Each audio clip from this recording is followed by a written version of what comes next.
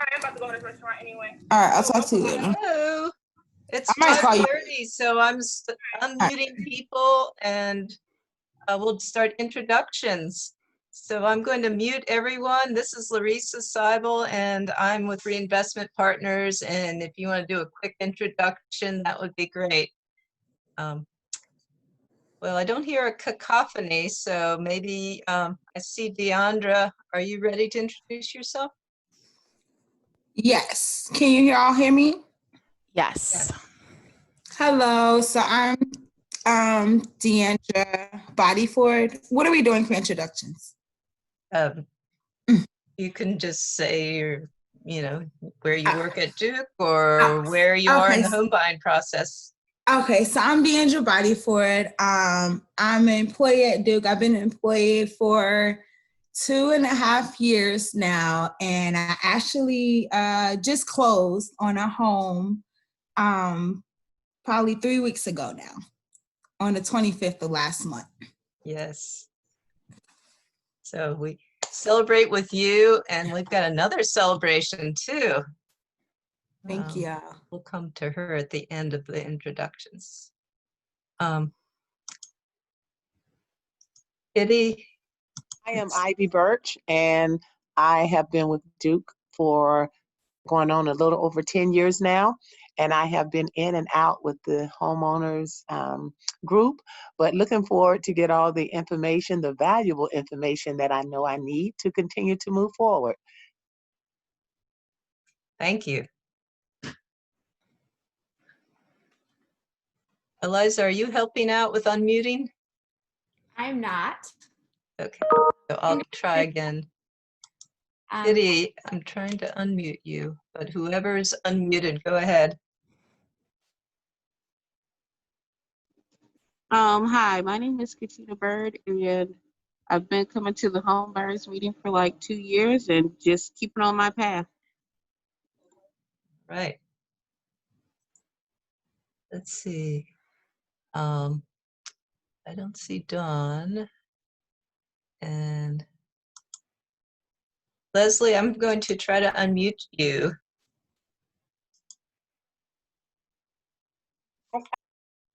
Oops. Okay, can you guys hear me? Yes. Wonderful. Good evening. I'm Leslie Nambo, and I've been with Duke in lots of different capacities, but for a little while now. It's been, I think, 9 or 10 years. And I'm glad to be back. I participated in the program maybe about 5 years ago, and discovered I had a lot of work that I needed to do to get ready. And I've been doing all of that work, and I'm in a better position and hoping to be able to get a home soon. Wonderful. So, Dawn, are you there? Yeah. Can you speak up?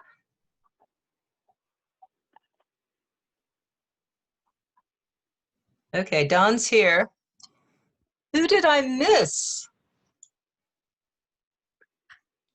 Let's see. Well, now I'm going to circle back around and Eliza, are you? Yes. Can you introduce yourself? Sure, I would love to. I'm Eliza. I work in the Office of Durham and Community Affairs. I'm supporting this work, but also just interested in learning since I've never had a home. Maybe down the line that will be something that I do. Thank you. Okay, I'm looking for, oh, Rosa.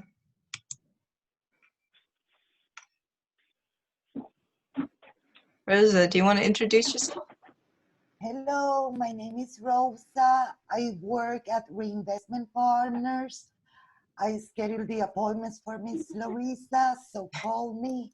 I want to get you ready to buy a home. All right. Okay, I'm coming to our next home buyer celebration. Kirsten Ingram. There you go. Hi, thank you, Larissa. Hi, everybody. My name is Kirsten Ingraham. I work over at the Duke Cancer Institute in the Office of Health Equity. I think it's been over 2 years now, Larissa, that I first attended a meeting, and I officially closed on my townhome on March 4th of this year. Thanks. Thank you so much for joining Congratulations. us. Thank you. I tell you one thing, when you think about it, save, they save even more.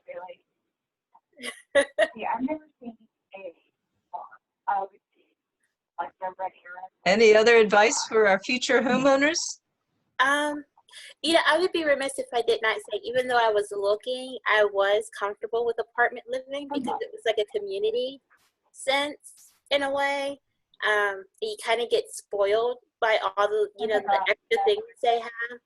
But one thing I will definitely say is we ended up having a medical emergency in my family, and we had to move.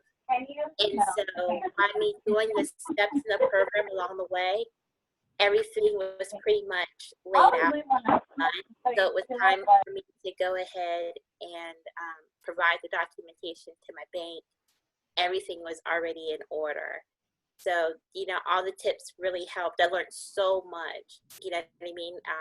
In terms of things I thought I knew, I realized I did not know how to manage things such as the credit card piece and using the credit cards and all that stuff. So thank you to everybody along the way for all your insight. And I'd be remiss if I did not say, I waited 41 years to play this song. Can you hear it?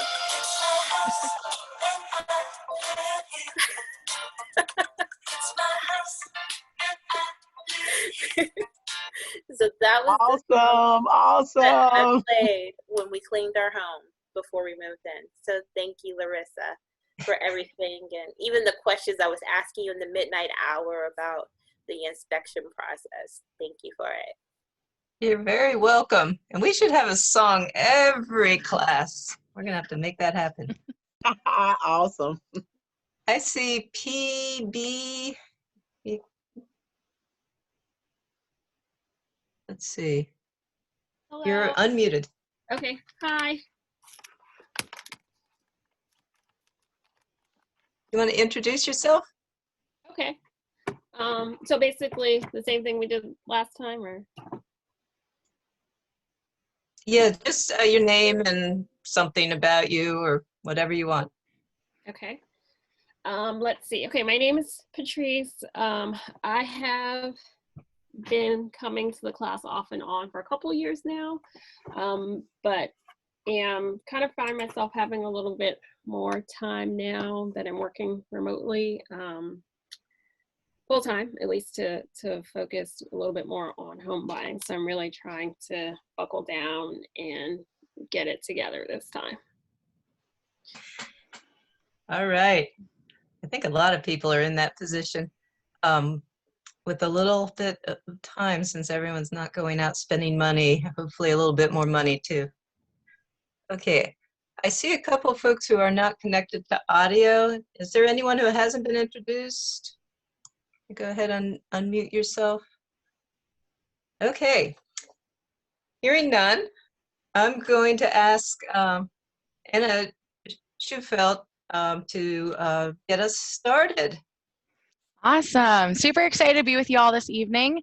I did have a special shout out slide for your most recent home buyer. However, my slideshow seems to be a little frozen. Larissa, I don't know if it was a host setting. So I'm actually going to see if I can just unco-host you and see if this works now. Gotta love technical difficulties. Okay, perfect. So here's your special announcement. Congratulations again, just circling back. Super exciting. My name is Anna Schufelt. Again, really excited to be with y'all as we review student loans. May not seem like it's necessarily connected to the home buying process, and all realms of our personal finances are intertwined and connected, and they influence, a variety of dimensions as you progress through your financial journey. So really, we will focus our conversation this evening on student loans and making sure that we've kind of gone over a nice overview of them. So I represent the Office of Student Loans and Personal Finance. Specifically, this session is hosted by Personal Finance at Duke. So we are a resource not only for students, for alumni, staff, faculty. Basically, if you're associated with the Duke community and we have the staffing capacity to assist you, we will do what we can to provide educational information, support, and just so you have another network at your disposal as you navigate your financial journey. So I'm going to go ahead and stop my video. I don't know about y'all, but sometimes when I'm on Zoom, I get distracted by looking at the people talking and sometimes miss the information on the slide. So our agenda for this evening, first, we're going to start with reviewing the different types of educational loans that are out there. So for folks out there who maybe are looking at starting an academic program themselves, or maybe they have a soon-to-be college student in their household, this is really going to be pertaining to those folks who have not yet started the educational loan process, or maybe are just kind of in the midst of reviewing, what options are out there. Then we're going to transition and talk about some of those important things to think about before repayment begins, and kind of navigate what happens when repayment of your educational loans, your student loans specifically start. We'll end our conversation this evening, hopefully with some tips and tricks, just to sort of manage that additional debt that definitely happens when folks are taking out student loans. Again, our overall goal for this evening, that you feel like you got something out of this presentation, right? That you walked away with some good information, that you just feel more confident and empowered as you are navigating the educational loan world. Couple other things to note before we get started.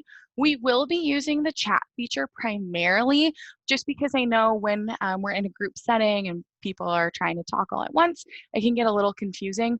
We'll definitely have some opportunities to unmute ourselves and engage in some dialogue together. But for right now, we'll start with the chat feature. If you all are in a space, or if anybody's in a space where you may have partners or pets or dependents walking in and out, you may want to also just unmute your mic, just so there's not any of that back chatter coming in on the session. Finally, you all will receive a copy of the slides as well as a recording of this evening's session.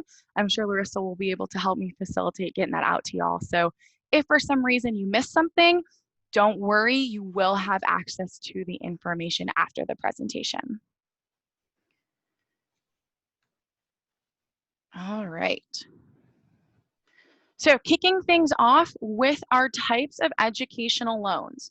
Again, what is out there? Because student loans are really confusing.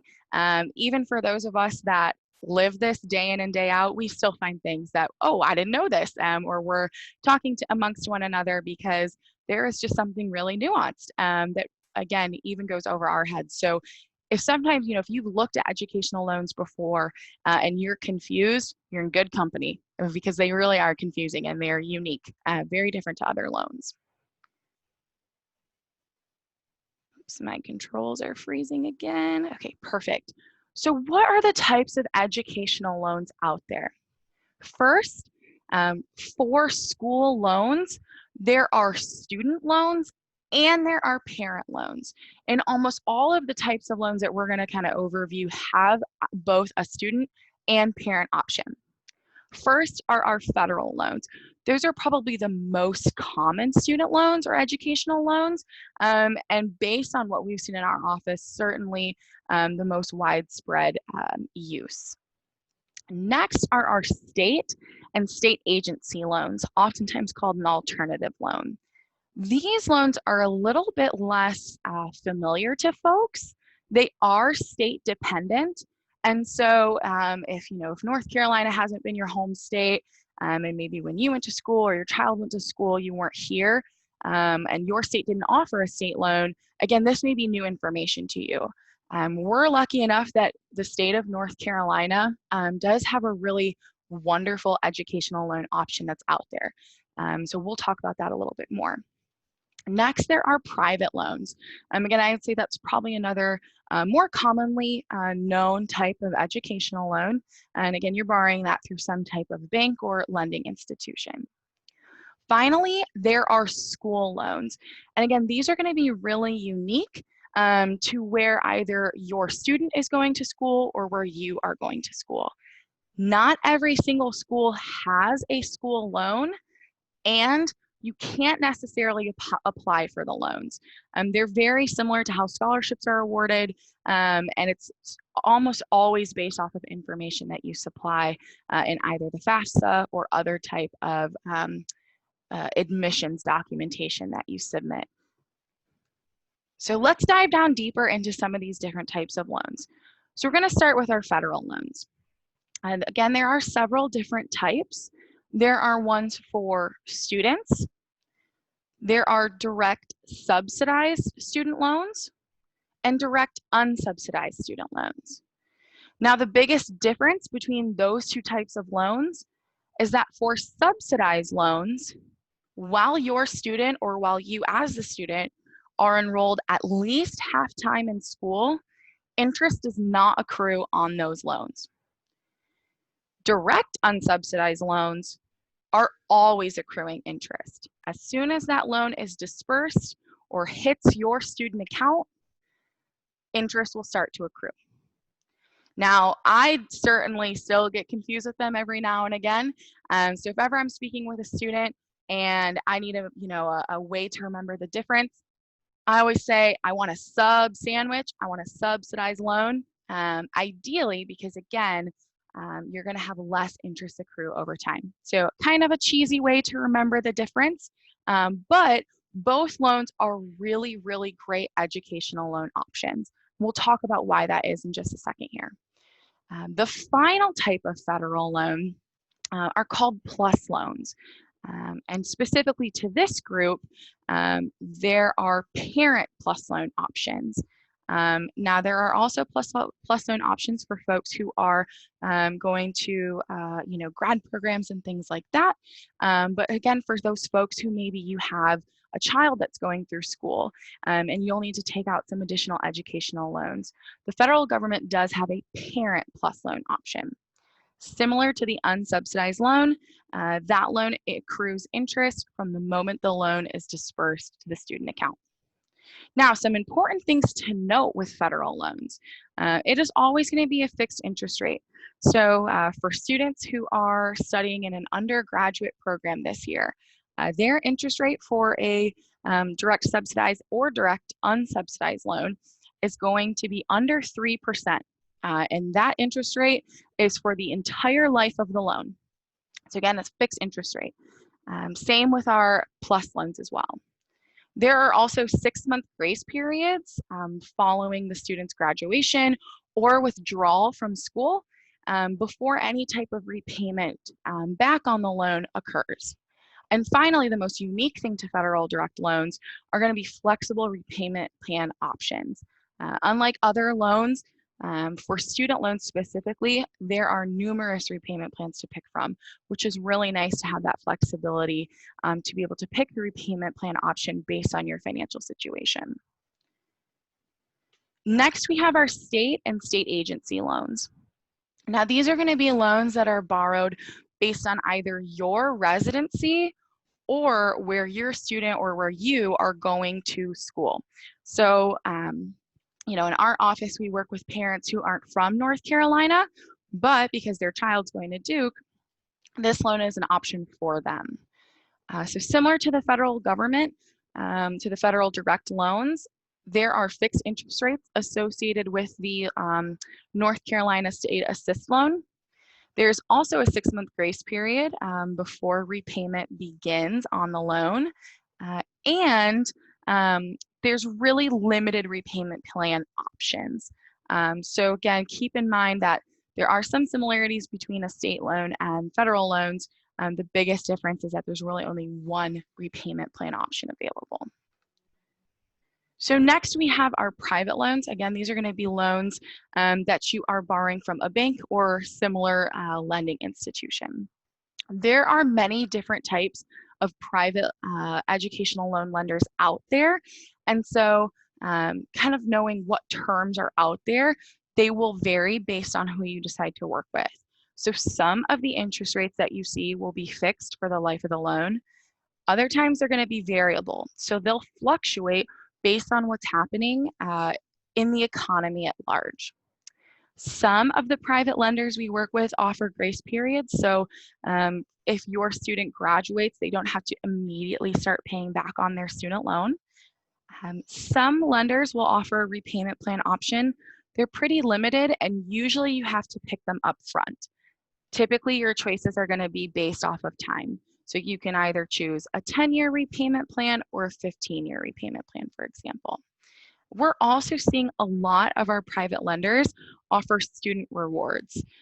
So for example, we have a lender that offers a good grades reward program, and students get a little bit of an interest rate reduction if they are, making straight A's and straight B's kind of a thing. So there's definitely a lot of choices in the world of private educational loans. And finally, we have our school loans. So these are going to be loans that are directly processed by the school and awarded to your student. Again, they're based off of need. So it's going to be based on the information you provide in the FAFSA, the free application for federal student aid, and also something called the Common Scholarship Search. Not every school requires you fill out the CSS profile, but again, if your child is going to a school that has a school loan, you'll know if you're awarded one of those based off the information you provide. School loans will differ from institution, but usually they have fixed interest rates. They also have 6-month grace periods before you have to start paying back the loan, and they also have kind of one standard payment plan to pick from. Now, here are some considerations before borrowing. We've sort of reviewed the loans that are out there, so we know our options. And now we really want to dive into the details that would make one loan maybe more advantageous for you to take out or for your student to take out over another. So those considerations are going to be the credit requirements, borrowing limits, processing or origination fees, interest rates, and repayment plans. So I put together a little chart for y'all to kind of just show, what all of those considerations look like compared to one another side by side. So first, starting with our federal student loans. In our office, when we're working with students, we highly encourage them to look at these loans first. Number one, there are no credit requirements for federal student loans. Especially if you are an 18 or 19-year-old, you may not have had time to really start your credit history. And so these are really great options, again, for folks who don't have any credit history established. There are borrowing limits that are based off of your year in school. So all first-year undergraduate dependent students, their maximum borrowing amount is $5,500, again, for that first year in school. There is a fee associated with those federal student loans. And kind of like I alluded to earlier, federal student loans this year have a very low interest rate. Usually, federal student loans are among the lowest interest rates that our borrowers have access to. And again, because it's not based off of credit, that's very unique. And so again, we really encourage our students to look at their federal student loan options first, whether it's a subsidized or unsubsidized loan. Those are going to be really, really great options. So we have our federal Parent Plus loans. These are a little bit different from our student loans. In terms of credit requirement, there's not a minimum credit score. However, you must not have adverse credit history. And there is a very specific definition on what that entails. But usually for folks who maybe are on the bubble of, your score is just there but not quite, these federal parent loans are really great options because, again, you don't have to meet a minimum credit score. With on-time payments and positive accounts for your open lines of credit, typically means approval on those parent loans, which again is great when you're needing to kind of meet that gap for your child's educational expenses. And there are also borrowing limits, but the borrowing limits are much higher. You just can't go over whatever your student's cost of attendance is for their program. So there is also a processing fee associated with the Parent Plus loan. Like I said, there's fixed interest rates. This year it's 5.3%. Usually the average is something closer to 7%. And there are some repayment plan options available for federal parent loans. And we'll talk about those in a little bit. So I'll let y'all kind of, again, take a second to just absorb the other information that's in the chart. Because again, these are really the boxes that you want to check off as you are comparing the loans that are out there. Again, one loan that is a great option for your neighbor may not be the best option for you. So again, it's great to talk to other folks, especially folks who, especially, if this is your first student going to school. It's great to kind of just ask some friends, ask some family to get an idea of the process, but don't be afraid to kind of deviate from what they did, especially if you've done your homework and you have found an educational loan option that's really great for you. All right, so I'll take a pause from talking. So if folks have questions, again, feel free to use the chat box at this time, and I will answer those.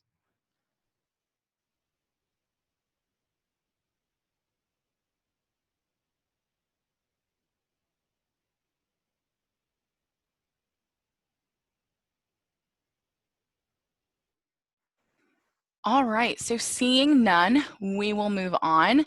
If somebody did have a last minute question or something that popped up as we're chatting, feel free to, again, throw a question in the chat at any time or wait until the end of our session. We'll have time for some more Q&A.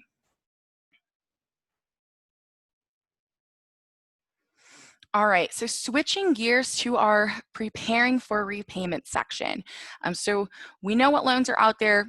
We've selected our loan, we went to school, and now it's time to repay them or to make sure that our student knows, right? Definitely helpful to kind of get a jump start on this information to share with your student because you can never be too prepared for repayment. So number one, actually knowing what your payment is going to be. All of our educational loans consist of two parts. The principal balance, which is the actual dollar amount that you borrowed in your educational loan, and interest, which is really another borrowing cost. It's what makes lenders want to lend money to you because they'll make a little bit of money themselves. So most folks, when we talk about principal balance, that's pretty straightforward, right? They remember the number that they signed on the dotted line for. They've seen that number on their account or their student account. Interest is not always as straightforward. So we're going to take some time to break down what interest actually looks like behind the scenes. Because again, those numbers aren't usually readily available, and it can be helpful to put interest, that term, into an actual dollar amount.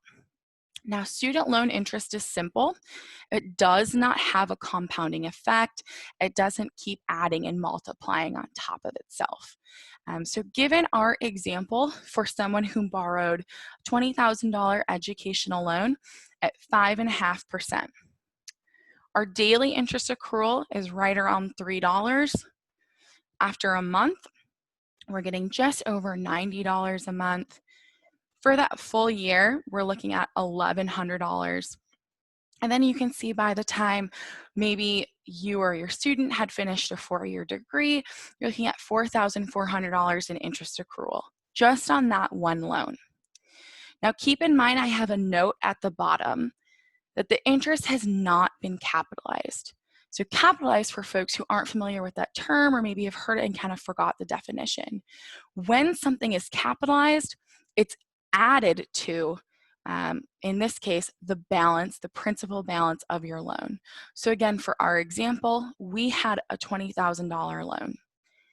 If your repayment starts and that total $4,950 of interest has not been paid down, you weren't making payments while you were enrolled in school or while your child was enrolled in school.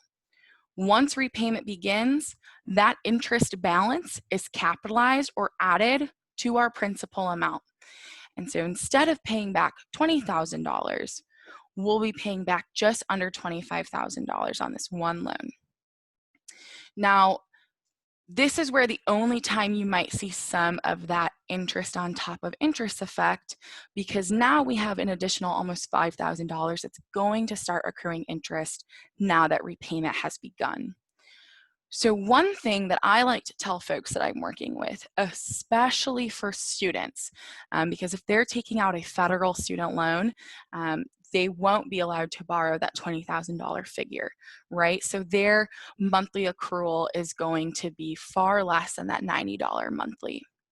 If you can, paying down the interest really will help to just keep you at that spot where it doesn't start piling up on top of itself. It's very easy to see interest get a little carried away, and for interest to become this larger dollar amount than that $3 daily interest accrual rate. So especially for folks who may have a student going to school or have a student going to school soon, especially for them, if you can encourage them to, work while in school or over the summer if they've saved up, to kind of just think about putting a little bit towards interest, even if you can't make the full monthly amount or the weekly amount in interest. Being able to just chip away 1 month at a time really will make a difference in the long run.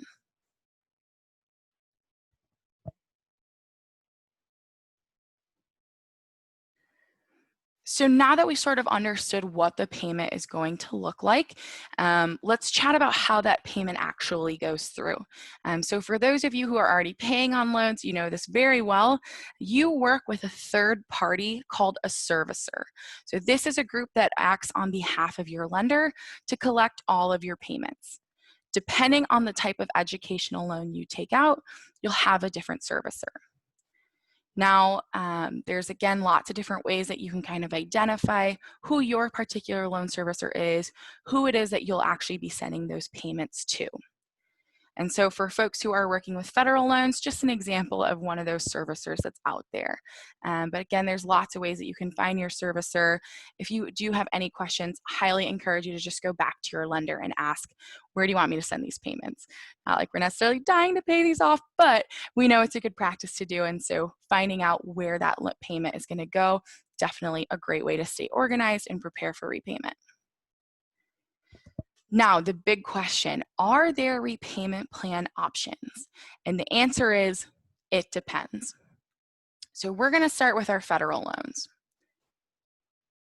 Now, one of those things I mentioned, again, one of the reasons why our office really encourages folks to look at their federal loans first is because of the option to pick a repayment plan based off of your financial situation. Now, we're really going to focus on the repayment plan options that are available for folks who borrowed a Parent Plus loan. If you are out there and you are listening and have a student that's going to school and you kind of want to just review the repayment plans, happy to take some time to do that via email or a follow-up phone call. But again, we'll really focus on the repayment plans available for Parent Plus borrowers. Now, there are two categories of repayment plan options for our federal borrowers. The first are going to be plans all based off of time.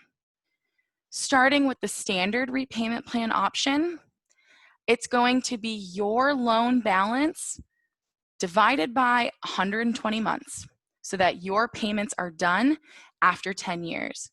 You will have equal payments throughout that 10-year time frame. So the payment you make on month 1 is the exact same payment you make on month 120. The graduated repayment plan is very similar in that the time frame is still 10 years. The biggest difference is that your payments will gradually increase as you progress through the repayment time frame. So typically when I have run these numbers for folks, let's say their monthly repayment plan was estimated to be $500. In the graduated plan, you may have a payment like $250 for the first 2 years, and they will gradually increase as you progress.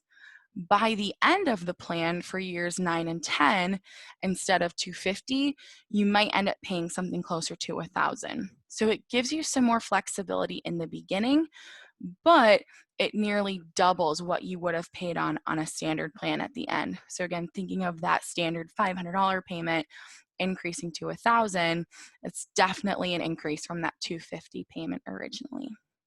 And finally, there are the extended repayment plans.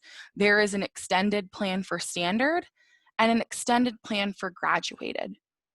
It essentially mimics those first two plans, but instead of being 10-year timeframes, your repayment time frame increases to 25 years. So again, because you are stretching out the payments over 25 years, your monthly payments are going to be much smaller. Now, keep in mind with that lower and maybe more flexible payment, especially as you consider your other financial obligations, that flexibility comes at a cost in the form of interest accrual.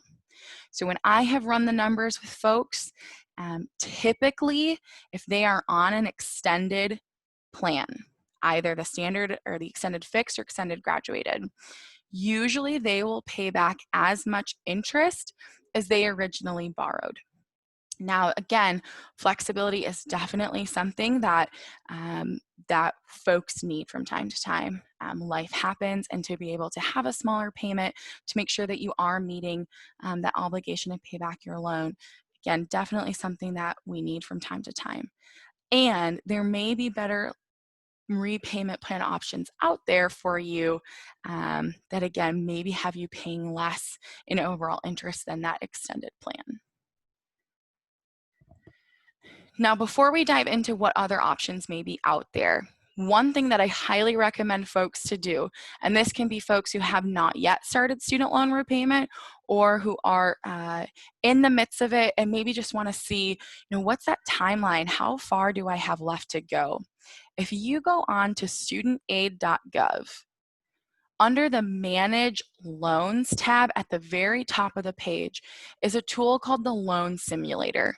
You can also just do a Google or Yahoo search for Loan Simulator studentaid.gov.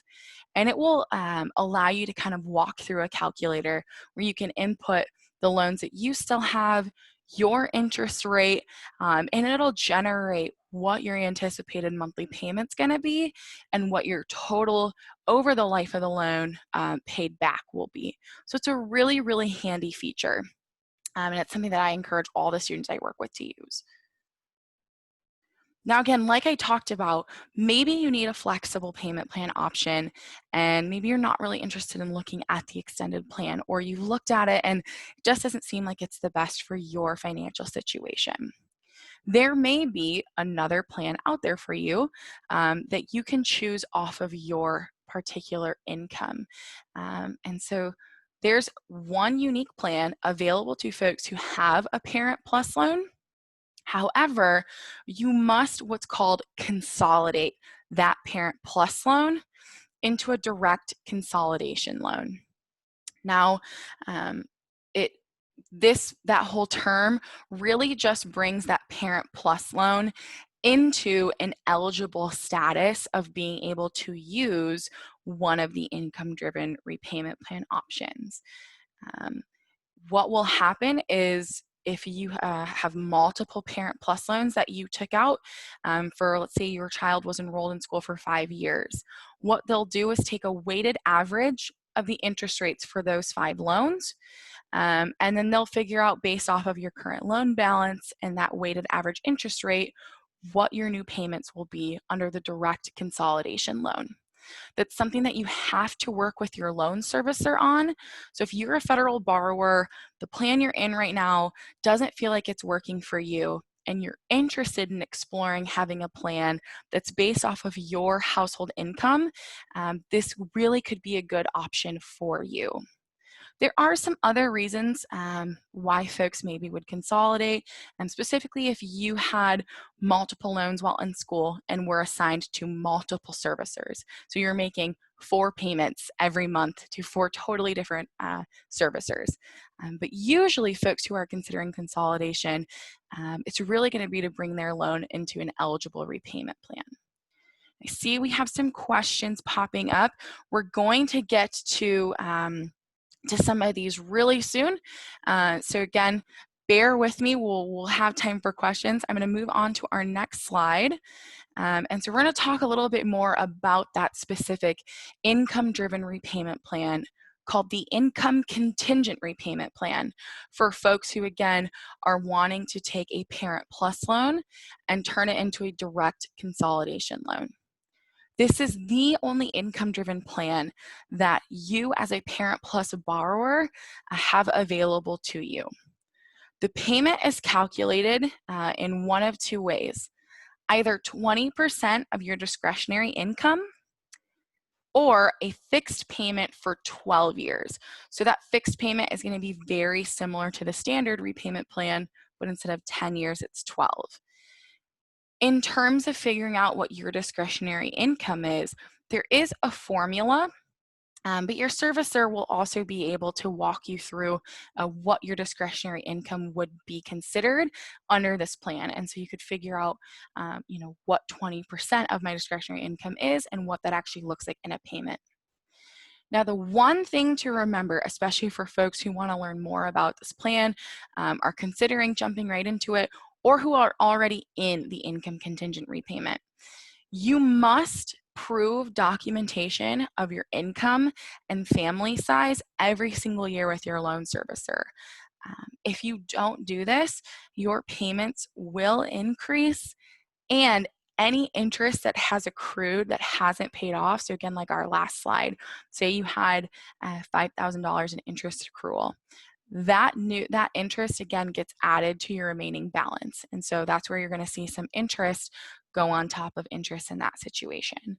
But again, you can avoid that by annually turning in documents into your servicer.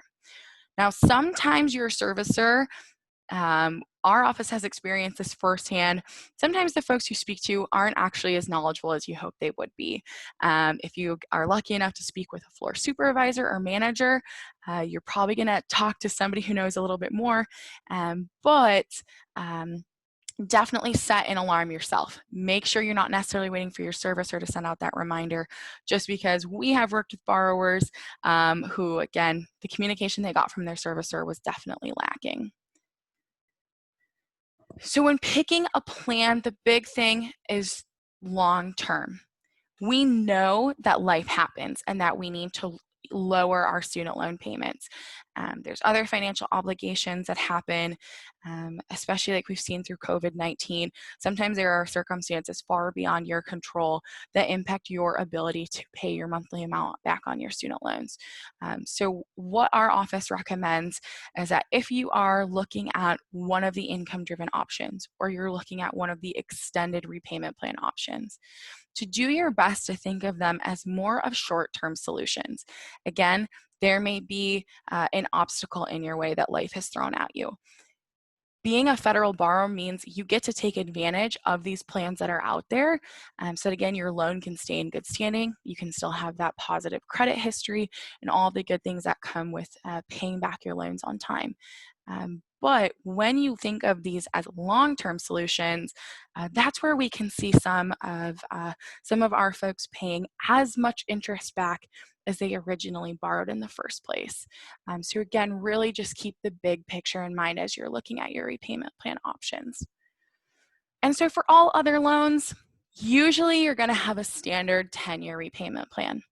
Like I said in the beginning, for some of our private loans, you may get to pick between 10-year or 15-year, but you're not going to have those same options that are available to federal borrowers. All right, so I'm going to go back to the chat and kind of review the questions that we received so far.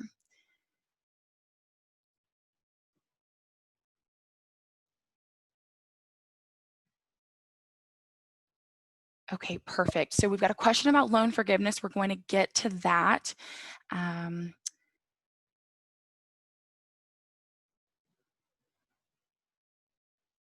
Perfect. We're also going to talk about a couple other ways to, again, take advantage of some ways that you can lower your overall debt, make payments a little bit easier, things like that.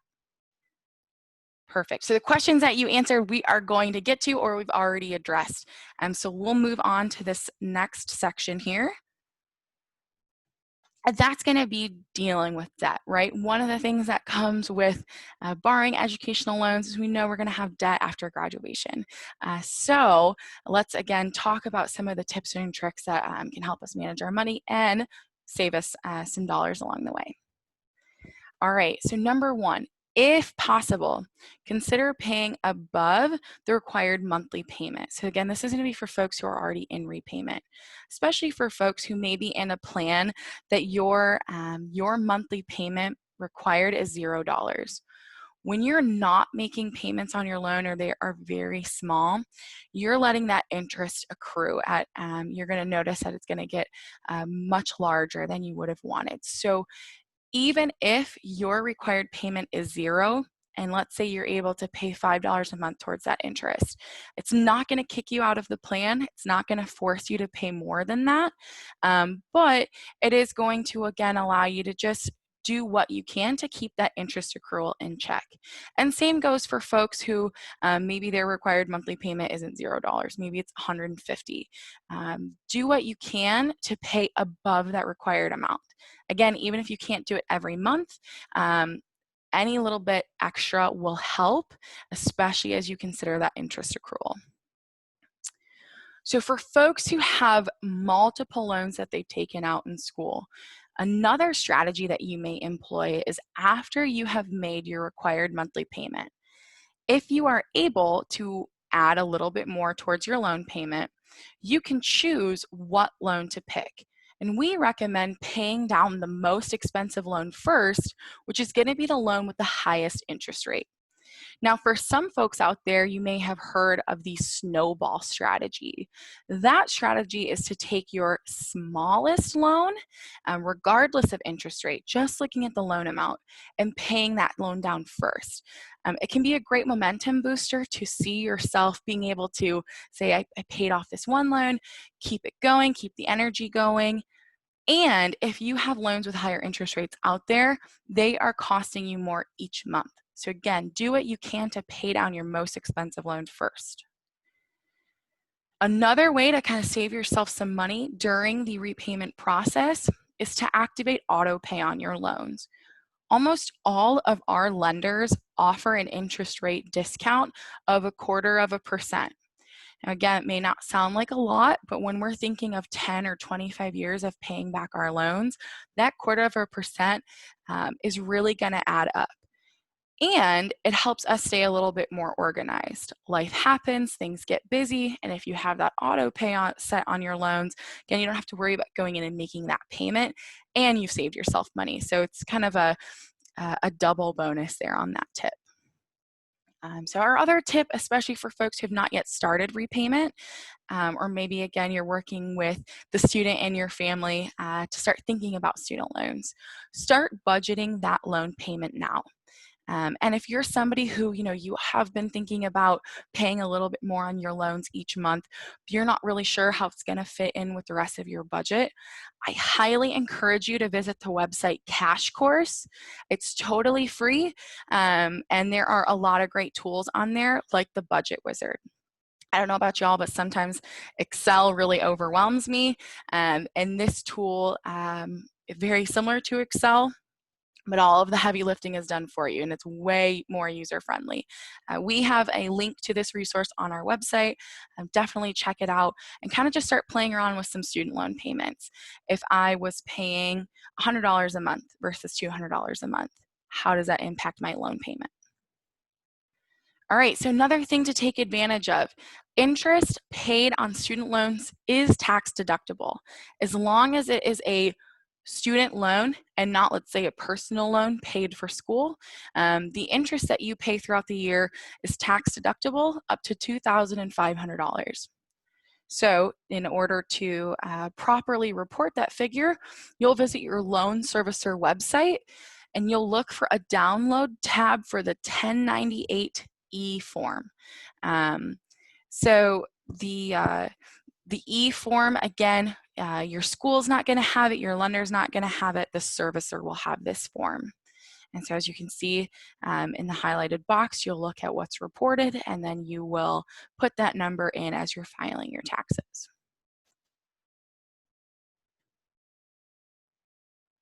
All right, so another tip, maintain your credit. So student loans, again, they don't always have a lot of perks that it seems, but one of those kind of hidden benefits of having a loan is that those on-time payments are gonna reflect positively in our credit history. And again, that credit history can be used to afford other larger purchases in your life, like purchasing a home. And so I'm sure you all are familiar with checking out your credit report. Kind of again, just to reiterate though, you do have the legal right to look at your credit report from all three of the bureaus once every year. And again, as you're paying on your student loans, you should see that reflected in that credit history. Now, credit is also related to our student loans because depending on our credit, we may be a good candidate to refinance our student loan. Now, there's refinancing out there for lots of different types of loans, but again, we'll focus on the educational loans. So we typically see this for borrowers who are borrowing at a higher interest rate and have the opportunity to get that interest rate decreased, especially considering that maybe when you borrowed your student loan or your student borrowed a loan, maybe they didn't have great credit history when they first started school.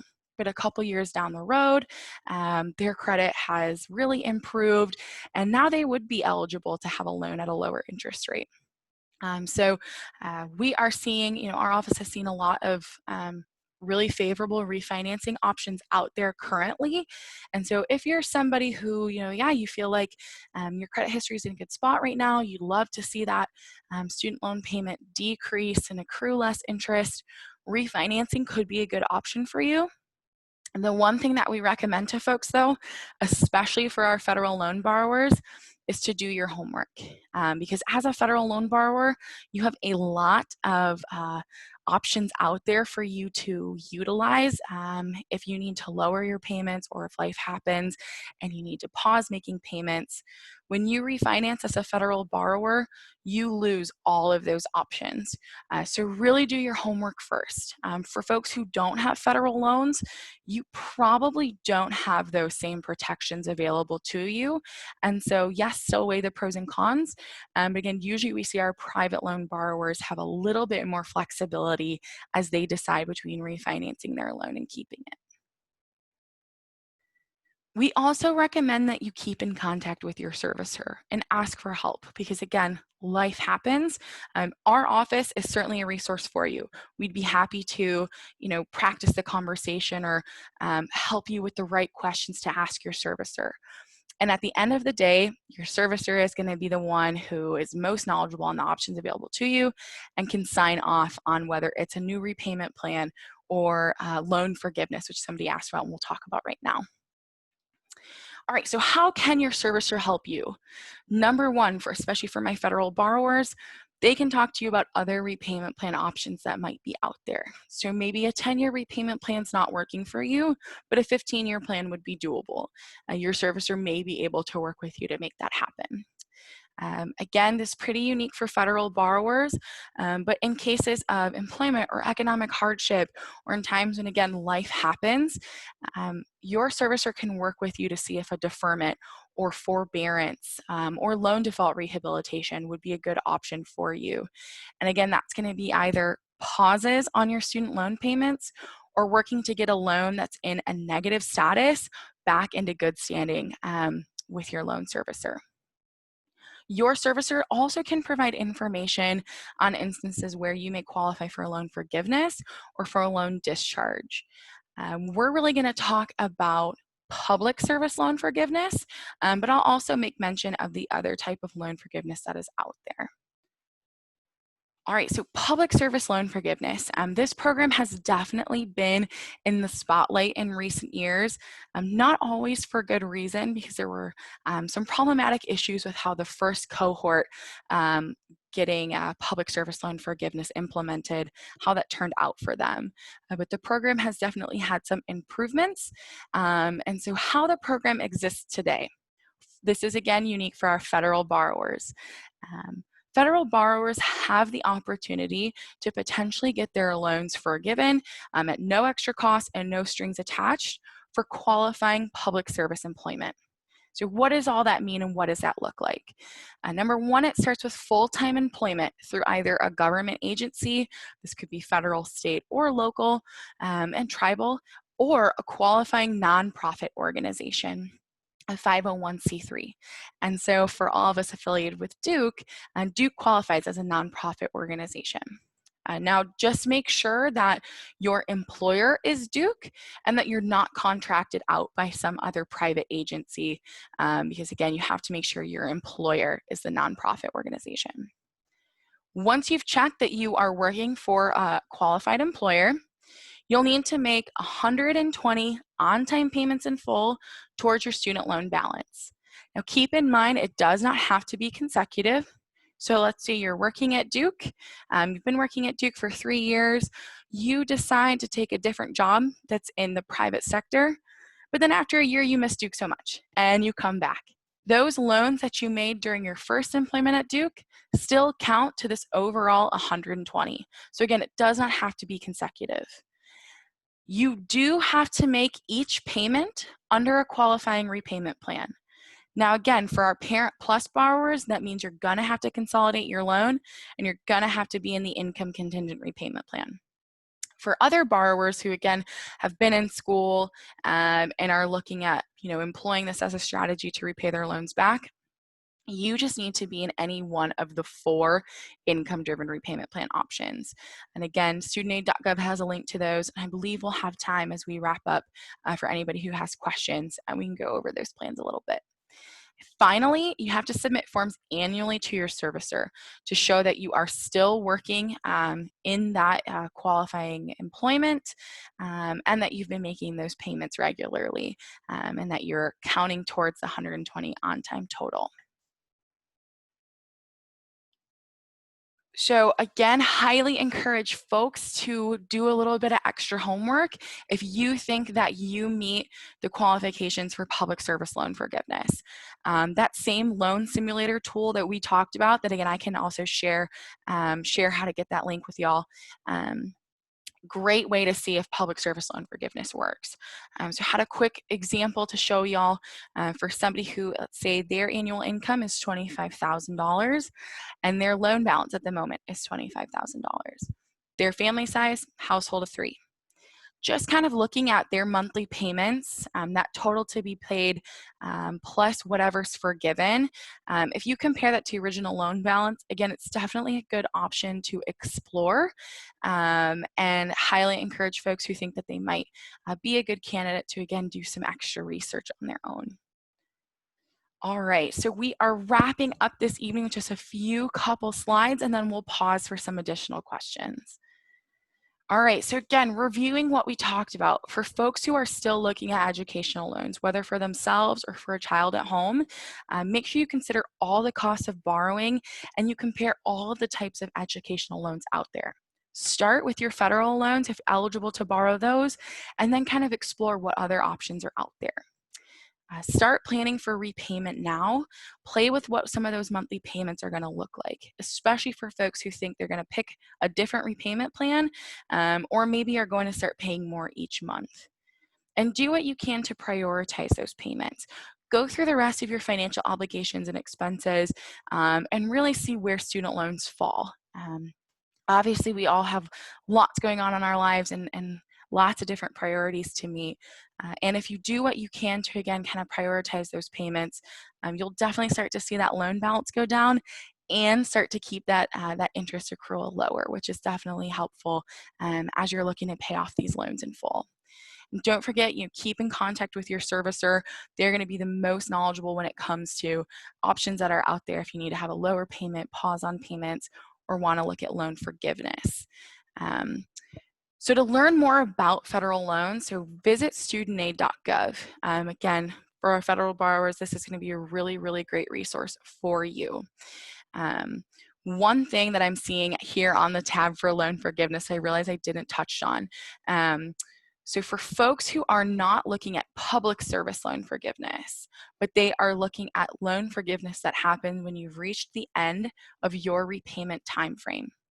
One thing to know is, unlike public service loan forgiveness, any loan balance that is forgiven when you've reached the end of your repayment plan is treated as taxable income. So if you have $20,000 forgiven by year 25 after you've been on that repayment plan, just keep in mind that that year on taxes, it's going to be looked at as if you made an extra $20,000 that year. Usually when we're working with folks, we recommend to really not count on that type of loan forgiveness unless you have planned for what that additional taxable income is going to look like. If you have been saving up to pay off whatever the additional tax expense is going to be, by all means, see if employing that strategy is helpful for you. And we know it typically, again, that string attached with that type of loan forgiveness typically ends up not being advantageous for folks. For more resources with loan repayment, feel free to visit Personal Finance at Duke. We've got resources page, topics page, but you can also make a follow-up appointment with us. Our staffing capacity is going to be stretched a little bit thin as we move into August, as we are welcoming our students back and doing orientation, all of that fun stuff. But towards September and definitely by October, our office will be slowing down. So if we can't meet your request this summer and this early part of fall, circle back with us and we'll definitely be able to chat with you. So again, our website is always available to you, and our office will do what we can to provide support. All right, so enough of me. Feel free to continue to use the chat box. This is really all that I have for y'all. So again, if there are questions, feel free to throw that question in the chat box right now. And thank you again for those of you who have to get out of here. It was a pleasure getting to speak with you all. Happy to celebrate with you all too in the home buying accomplishment this evening. So again, if there's questions, feel free to put those out now.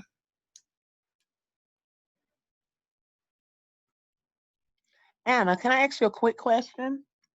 Yeah, absolutely. Sure. I wanted to know on the public, what is it, service? Yep, public service loan forgiveness. Mm-hmm. Is there what am I going to ask you? Is there a agreement that you have to enter in with the servicer before you can go into that type of loan forgiveness? Yeah, so you're going to want to make sure that you speak with your loan servicer ahead of time before jumping into that, just because you'll probably have to certify your employment beforehand, and then you'll have to do that every single year. Okay. And is there a certain time frame, like say for instance, if I had not been paying on my loan, will that play a part in not being able to do that? Great question. So if your loan is not in good standing, your loan's in default, for example, you won't necessarily be eligible to access that program until the loan is back in good standing. So speak with your servicer, because again, they'll be able to pull up your account and see if you're currently eligible to take advantage of the public service loan forgiveness program. Okay, thank you so much. It was great information. Yeah, absolutely. Happy to help.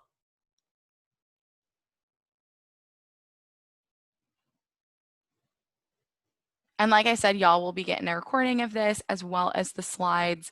It's definitely a lot of information. So if you have additional questions, you are more than welcome to email personalfinance@duke.edu, and either me or another member of our staff will get back with you.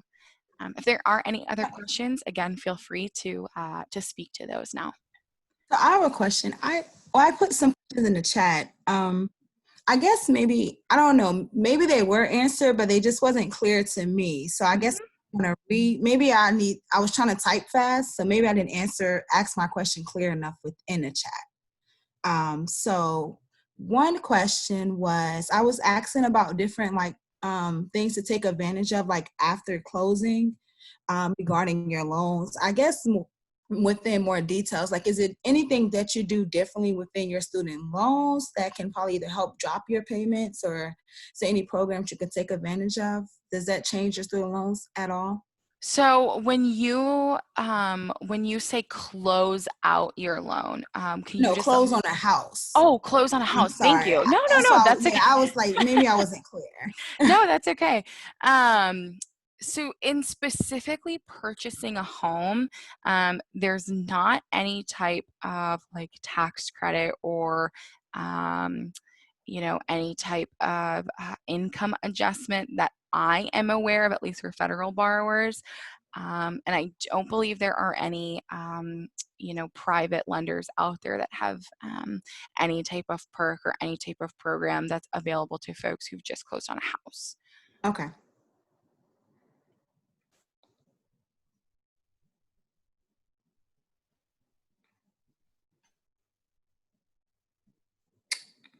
And then you did say that you would send us the link as well. Yeah, I can definitely send Okay. you the link. And then also, let me just see. I believe That link works for individuals who are already on the federal repayment plan. Yep, so anybody can access the loan simulator tool, which, let me see, it's usually right.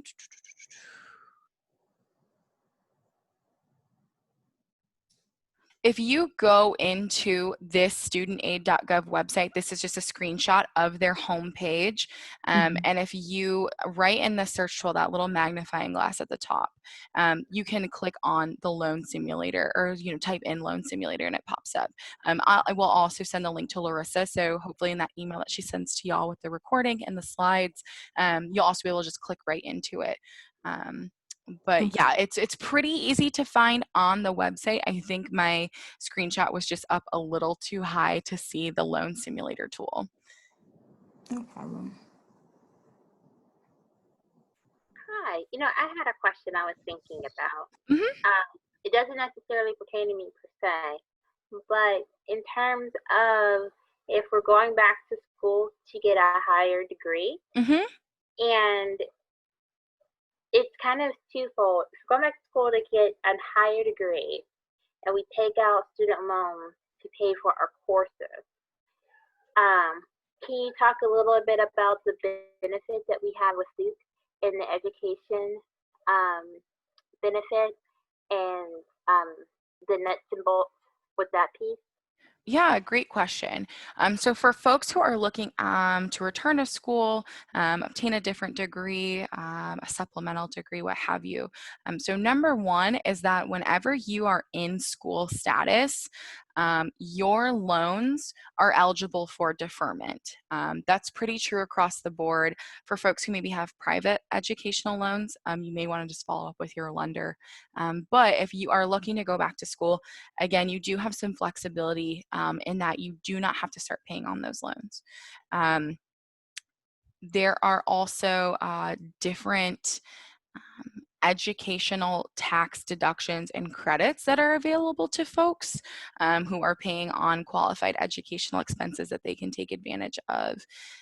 So in terms of, what are those benefits? Again, there are a couple that specifically relate to loans and relate to your finances. Really, the overall thing that, again, we talk to even prospective students is if you can really look at, what that program is going to do for you professionally and personally, and you feel confident about the return on investment that going back to school is going to have. Again, taking out these types of educational loans, it's not always great to see our total debt amount increase. And student loans are often considered to be one of those forms of good debt because it really does help us potentially reach, a new level in our careers. So again, kind of just a really broad answer to your question. Is there anything else I can specifically speak to? Because I want to make sure I address your question. Thank you. I was thinking about it more so in terms of at Duke, how we have the education benefit. Oh, okay, yes. Yep. I learned the hard way, the nuances with it Mm-hmm. that might be helpful to others that may be considering going back to school. Yeah, that is a really great point that you bring up, and it is something that we have indirectly worked with students for. Our office does not oversee that program, and so I can't really speak to the details and nuances like you've alluded to. But folks should keep in mind that anytime you have outside dollars coming in, that will impact what other funding you may have available to you. You know, as you are looking at the cost of attendance for a program, that employee benefit and tuition assistance that's out there is going to take into account all the other loans or grants you may be eligible for.